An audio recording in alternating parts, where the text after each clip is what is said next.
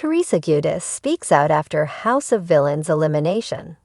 Teresa Giudice's strategy for winning House of Villains Season 2 was a total failure because she was the latest contestant eliminated from the show. The Bravo star can kiss goodbye the $200,000 cash prize and the title of America's ultimate supervillain. Teresa has no regrets about her time on the show, as she recently confessed in an interview after her exit. She also addressed her beef with castmate Tiffany New York Pollard, who brought her husband, Louis Rulis, into the drama. During a heated confrontation between them, Tiffany accused Louis of cheating on his wife.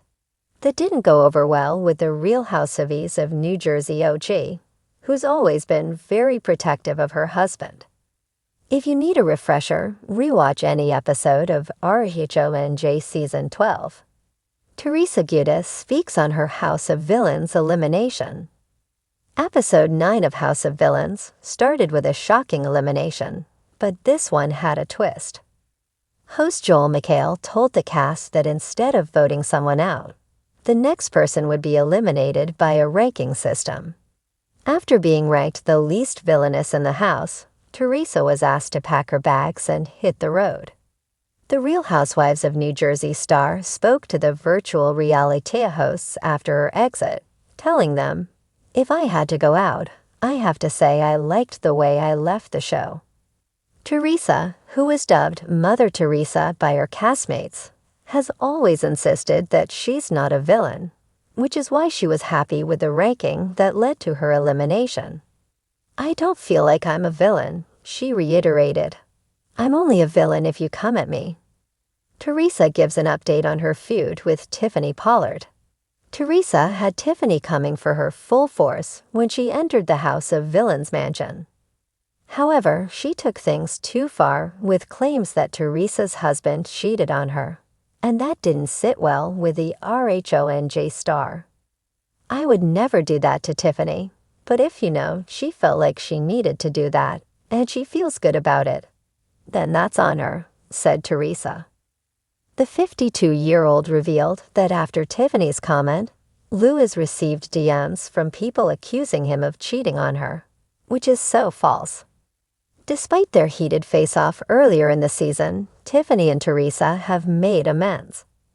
"She ended up saying sorry to me," shared Teresa, who added that Tiffany also apologized to Louis at the House of Villains Season 2 premiere party.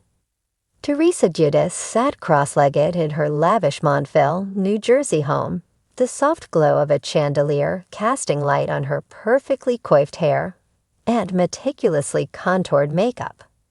Clad in a silk, emerald green robe that seemed to emphasize her title as the OG queen of reality TV, she finally broke her silence on her shocking elimination from House of Villains. "I'm not gonna lie, it hurt," Teresa admitted, her voice tinged with a mix of disappointment and pride. She leaned forward, gesturing passionately, her trademark hand movements as expressive as ever. "I went into that house thinking, I've dealt with table-flipping drama, family betrayal, and Real Housewives reunions. What could possibly faze me?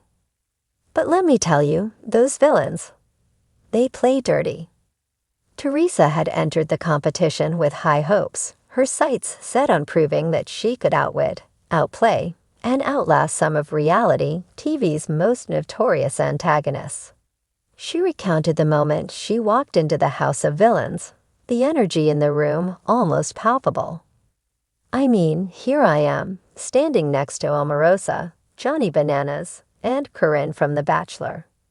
It was like stepping into a zoo where everyone thought they were the apex predator." But Teresa was no stranger to chaos. She embraced her role as the silent assassin, a title she earned after strategically staying under the radar in the early episodes. "Listen, I'm not about screaming matches for no reason. If I'm gonna flip a table, it's gonna mean something. But in that house, everyone wanted to be the loudest. I just sat back and watched them implode." Despite her strategy, alliances quickly began to form, and Teresa found herself at a crossroads.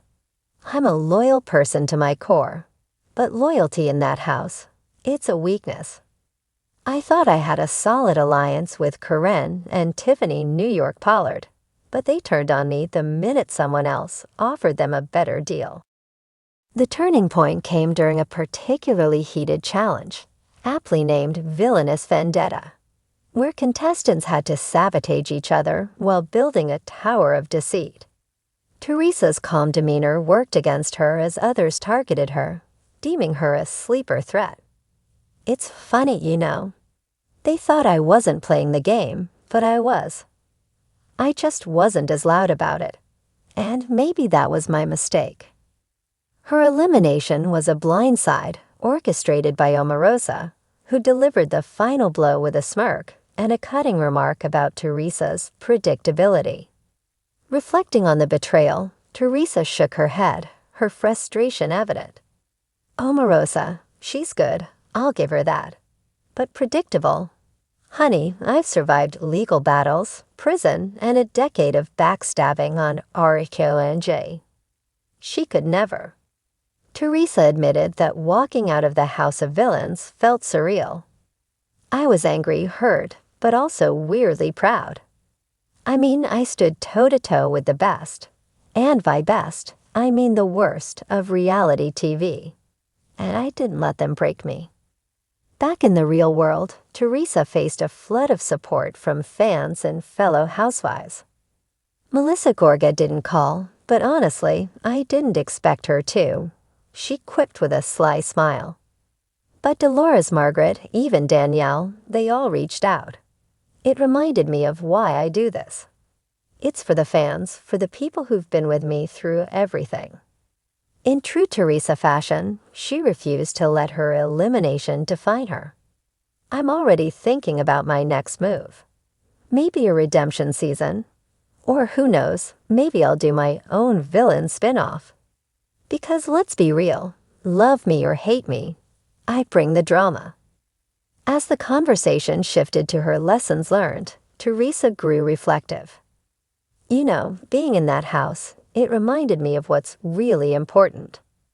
My daughters, my family, my fans.